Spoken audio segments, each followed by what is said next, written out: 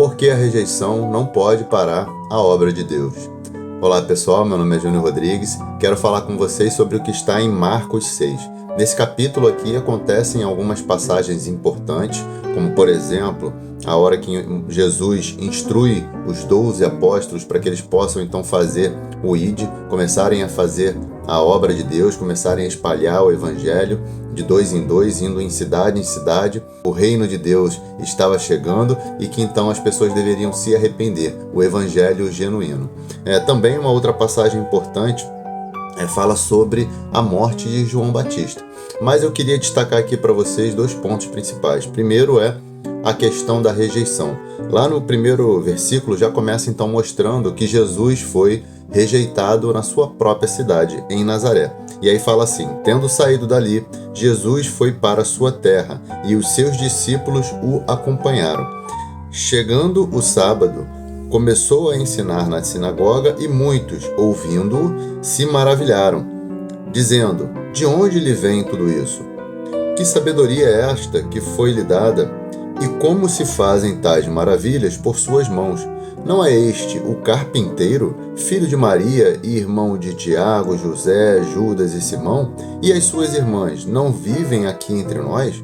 E escandalizavam-se por causa dele. Jesus, porém, lhes disse: nenhum profeta é desprezado, a não ser na sua terra, entre os seus parentes e na sua casa.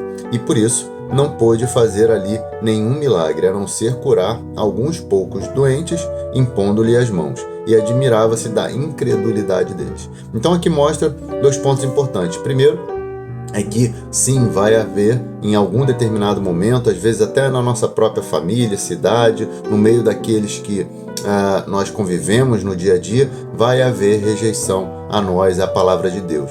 E por isso a gente não vai conseguir ali realizar nenhum tipo de abordagem sobre o Evangelho, a salvação em Cristo, não vão ser obtidos ali nenhum tipo de milagres, enfim. E a gente então precisa ter consciência disso e partir para outros lugares onde então a nossa palavra ela vai ser reconhecida. A palavra de Deus vai ser reconhecida. E aí lá no versículo 30 fala sobre a multiplicação de pães e peixes. Então depois de ter tido uma grande rejeição, Jesus responde com um grande milagre. Então foram de barco para um lugar deserto à parte. Muitos, porém, os viram sair e, reconhecendo-os, correram para lá, a pé, de todas as cidades, e chegaram antes deles.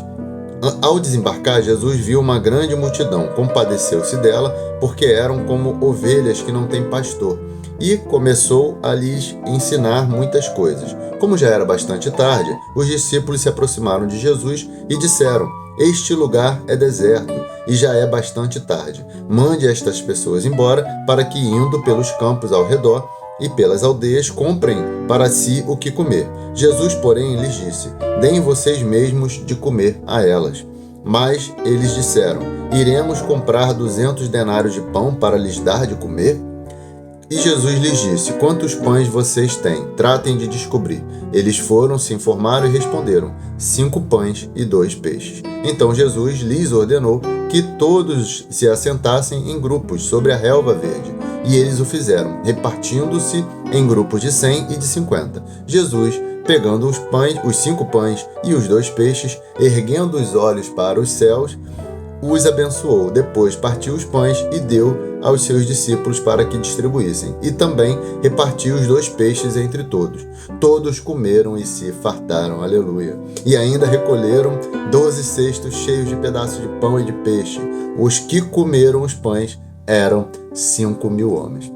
Então a gente percebe aqui que Jesus demonstra o seu grande poder e autoridade através desse grande milagre, onde tinham pessoas que estavam ali abertas, afoitas, ansiosas por receber uma cura, uma salvação, receber a sua palavra. Então perceba que quando nós temos a rejeição em algum lugar, nós não temos que permanecer ali, de que a partir do momento que a gente identifique que em algum lugar a palavra de Deus ela não é bem recebida, a gente possa partir para outro lugar. E foi assim que Jesus fez, e aí realizou um grande milagre. E Jesus demonstrou também a total dependência do Pai para que ele pudesse então realizar esse milagre de multiplicação de alimento, porque ele olha para os céus, dá graças a Deus para poder realizar esse milagre.